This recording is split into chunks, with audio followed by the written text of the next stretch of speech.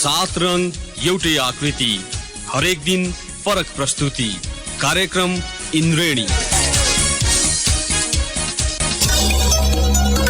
नमस्कार श्रोता, न्यूज डेस्कको नियमित प्रस्तुति इन्द्रेणीमा स्वागत छ। इन्द्रेणी अन्तर्गत आज अन्तर्राष्ट्रिय इन्द्रेणी लिएर सहकर्मी प्रिन्स र म दिवा उपस्थित भएका छौं। कार्यक्रम सुरु गरौं साताका प्रमुख अन्तर्राष्ट्रिय प्रसंगबाट। मालीको उत्तर पूर्वी क्षेत्रमा रहेको सैन्य पोस्टमा विद्रोहीले गरेको आक्रमणमा परि 53 सैनिकको मृत्यु भएको छ। मृतक मध्ये एक सर्वसाधारण छन्। सेनाले ट्वीट गर्दै आक्रमणलाई आतंककारी हमला भनेको छ। इस्लामिक लडाकुहरूले गराएका पछिल्ला हिंसा मध्ये यो सबैभन्दा ठूलो भएको अधिकारीको भनाइ छ।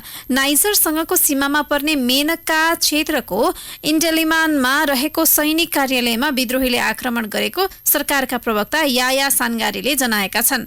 उनले आक्रमणपछि सो स्थानको अवस्था सरकारी फौजको नियन्त्रणमा रहेको बताए। उनले ट्विटरमा लेखेका छन्, अहिले अवस्था नियन्त्रणमै छ, सब संकलन गरेर पहिचानको कार्य भइरहेको छ। उनका अनुसार आक्रमण र क्षतिको पूर्ण विवरण आइसकेको छैन। अधिकारीहरूका अनुसार घटनाको हालसम्म कसैले जिम्मा लिएको छैन। त्यस क्षेत्रमा अल-कायदा आबद्ध जिहादीहरूको प्रभाव बढिरहेको मानिन्छ। सन् 2012 मा इस्लामिक विद्रोहीले मालीको उत्तरी क्षेत्र आफ्नो नियन्त्रणमा लिएका थिए।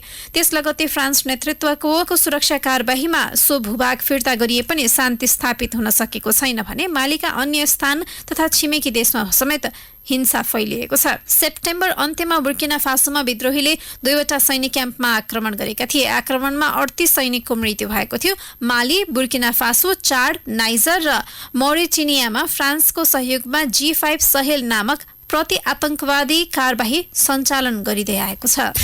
केही दिन यताको प्रदूषणका कारण भारतको राजधानी दिल्ली र आसपासका क्षेत्रको जनजीवन कष्टकर बनेको छ। अत्याधिक प्रदूषणलाई ध्यानमा राख्दै प्रदूषणका कारण सर्वसाधारणलाई श्वास फेर्न समेत असहज भएको छ। 2 साता अघिसम्म पनि दिल्लीको आकाश खुला रहेकोमा विगत केही दिन यता प्रदूषणका कारण पुरै धुम्म भएको छ, जसका कारण हावामा प्रदूषण स्तर बढ्दै गएको छ। दिल्ली र आसपासका क्षेत्रमा रहेका कल कारखाना, अत्याधिक सवारी साधनका अतिरिक्त पन्जाब र हरियाणाका खेतमा पराल जलाएका कारण प्रदूषणको यो हदसम्म बढेको अनुमान गरिएको छ। विभिन्न सरकारी तथ्याङ्कले दिल्ली र आसपासको क्षेत्रमा प्रदूषण यो हदसम्म बढ्नुमा करिब 35% योगदान पन्जाब र हरियाणाका खेतमा जलाइएको परालको धुवाँको योगदान रहेको देखाएको छ। जबकि सरकारले त्यसरी जलाउन गत वर्ष नै प्रतिबन्ध लगाएको थियो, तर किसानले त्यसको अटेरी गर्दै आएका छन्। यति मात्र होइन, केन्द्र सरकारले पराल लगायतका कृषि उपजका अवशेषलाई जलाउनुका साटो व्यवस्थापन गर्न चाहिने आवश्यक प्रविधि तथा उपकरण खरिदमा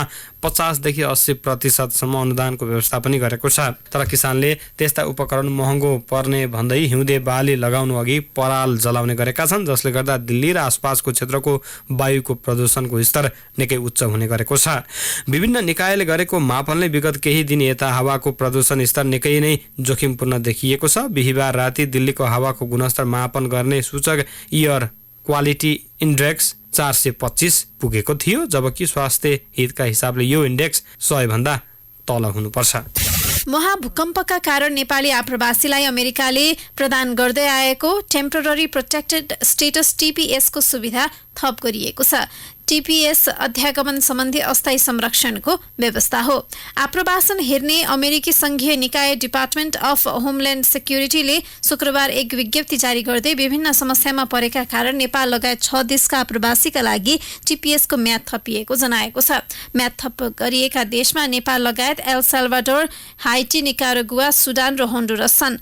नेपाली आप्रवासीका लागि TPS को म्याद आगामी वर्ष सन् 2020 को मार्च 24 मा समाप्त हुँदै थियो।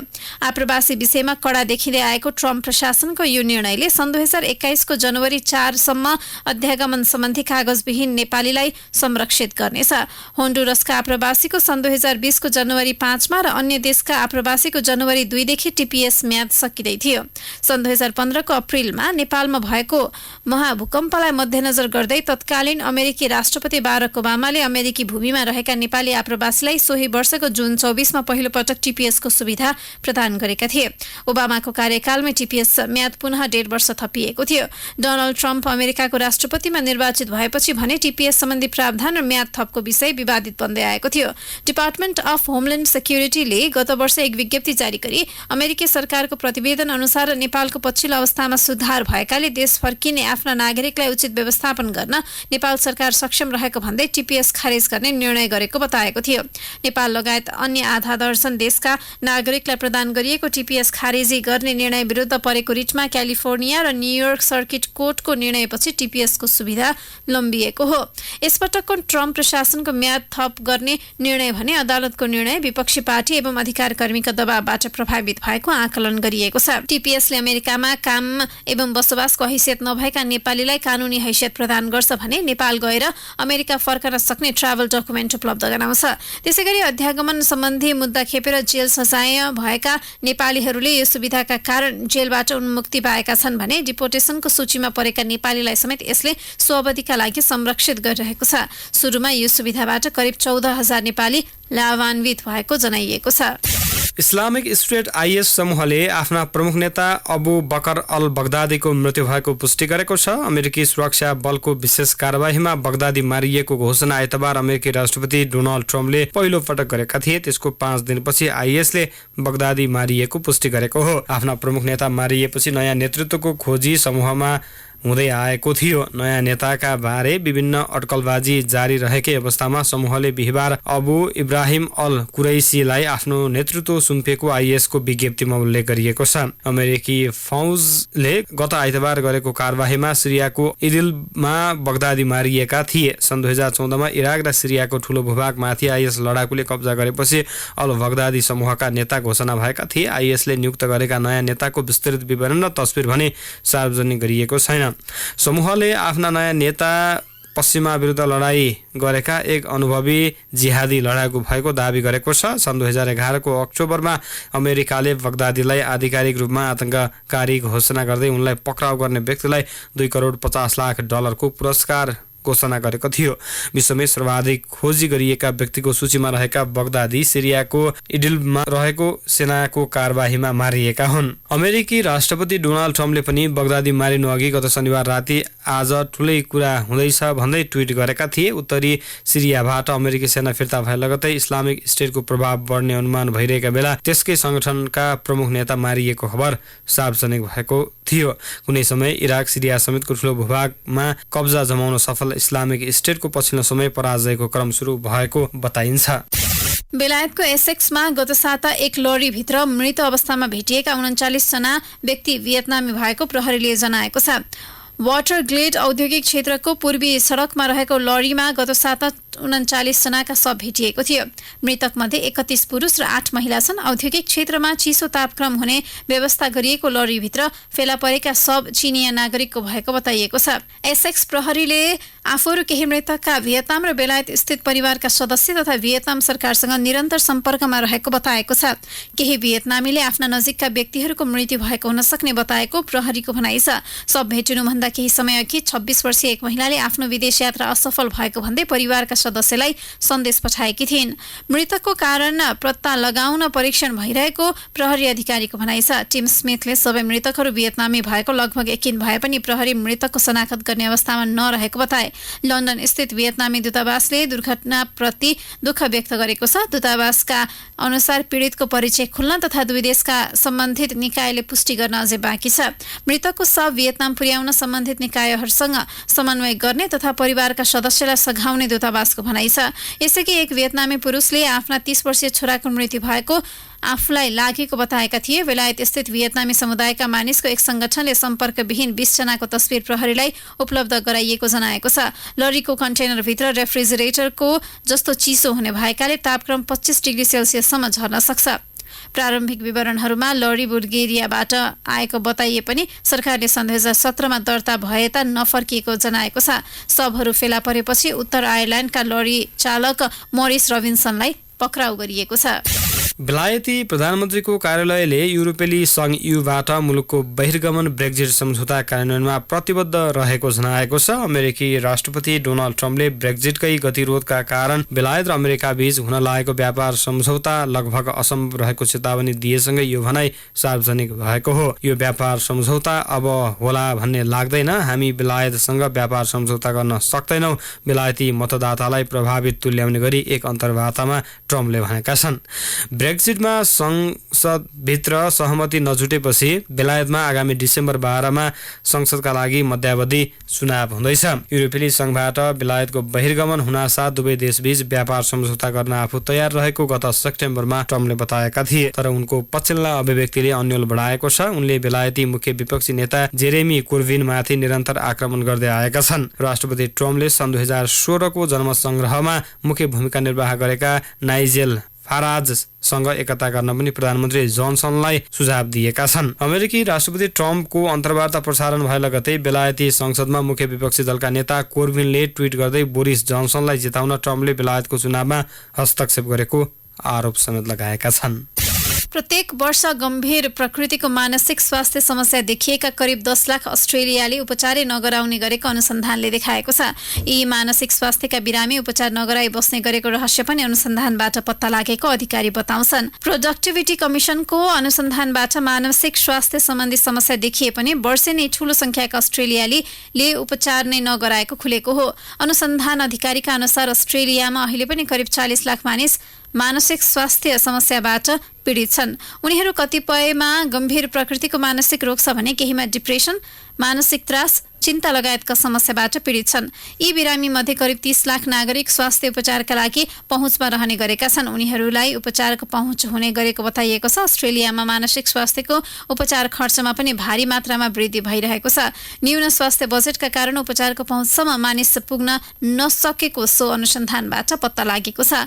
अनुसन्धानका अनुसार हरेक दिन कम्तीमा 34 करोड 50 लाख अमेरिकी डलर बराबरको खर्च मानसिक स्वास्थ्य समस्याको उपचारमा लाग्ने गरेको छ।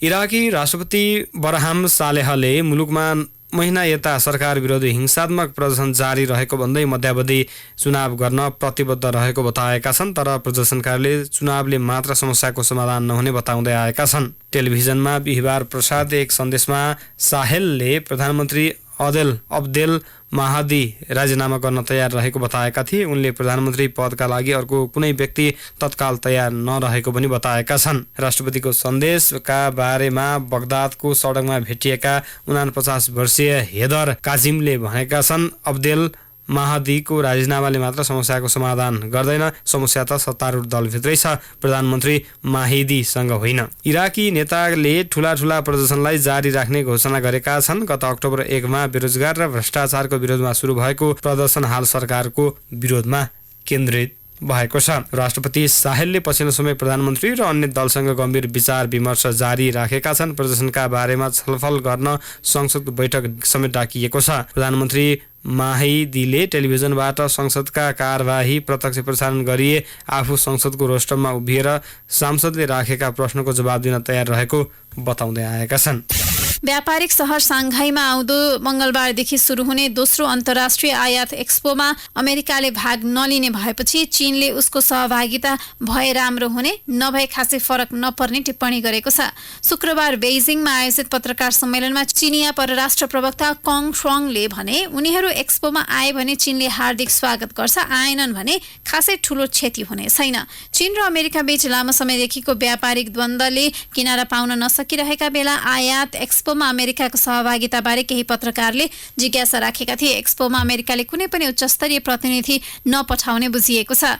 नोभेम्बर 5 देखि 10 सम्म चल्ने प्रदर्शनी अन्तर्गत 5 दर्जनभन्दा बढी मुलुकले राष्ट्रिय प्रदर्शनी र 150 क्षेत्र र मुलुकका व्यवसायले कर्पोरेट प्रदर्शनीमा भाग लिँदैछन्। 3000 भन्दा बढी व्यवसायहरू त्यस प्रदर्शनीमा सामेल हुनेछन् भने तीमध्ये 1000 भन्दा बढीले पहिलो पटक भाग लिन लागेका हुन्। गत वर्षदेखि विदेशी उत्पादनलाई चीन भित्र्याउनका लागि चीनले आयात एक्सपोको अवधारणा अवधारणा अघि सारेको हो।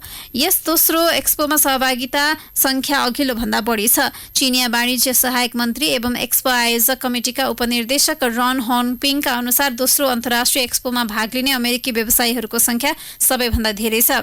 शनिबार साङ्घाई पत्रकार सम्मेलनमा उनले संख्याका हिसाबले पहिलो नम्बरमा अमेरिका र दोस्रोमा जापान रहेको बताए। त्यस्तै क्रमशः जर्मनी, हङकङ, दक्षिण Korea, Italy, France, Australia, Switzerland र बेलायत पनि रहेको उनले जानकारी दिए। अमेरिकाले आफ्ना आधिकारिक प्रतिनिधि नपठाए पनि उसका व्यवसायीहरूको ठूलो सहभागिताले चिनिया बजारप्रतिको भरोसामा निरन्तर कायमै रहेको चीनले ठानेको छ। श्रोता, तपाईँ सुन्दै हुनुहुन्छ कार्यक्रम इन्द्रेणी अन्तर्गत आज हामी विविध अन्तर्राष्ट्रिय प्रसङ्ग प्रस्तुत गरिरहेका छौँ। हामीसँग सूचना, प्रविधि र रोचक प्रसङ्ग बाँकी नै छन्। अहिले भने पालो भएको छ ब्रेकको। 7 रङ एउटै आकृति, हरेक दिन फरक प्रस्तुति। कार्यक्रम इन्द्रेणी। ब्रेकपछि इन्द्रेणीमा पुनः स्वागत छ श्रोता। अन्तर्राष्ट्रिय इन्द्रेणीमा अब पालो सूचना प्रविधि सम्बन्धी प्रसङ्गको।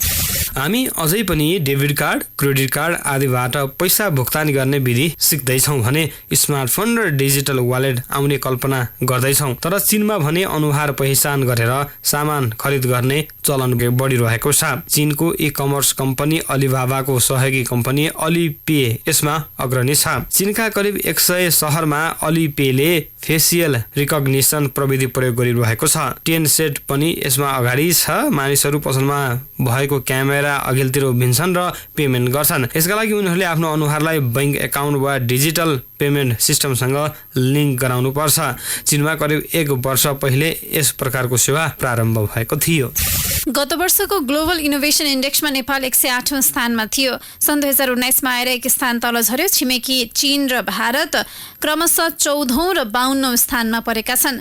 नेपाल नवप्रवर्तन सूचाङ्कमा निकै नै पछि परेको छ। उसो त सरकारले 2076-77 को कुल बजेटको 10.97% विज्ञान, शिक्षा तथा प्रविधि मन्त्रालयलाई दिएको छ। मन्त्रालयलाई दिएको बजेटको करिब 0.25% मात्र नेपाल विज्ञान तथा प्रविधि प्रतिष्ठान नास्टले पायो। विज्ञान र प्रविधि क्षेत्रमा कमै बजेट छुट्याइने गरिन्छ।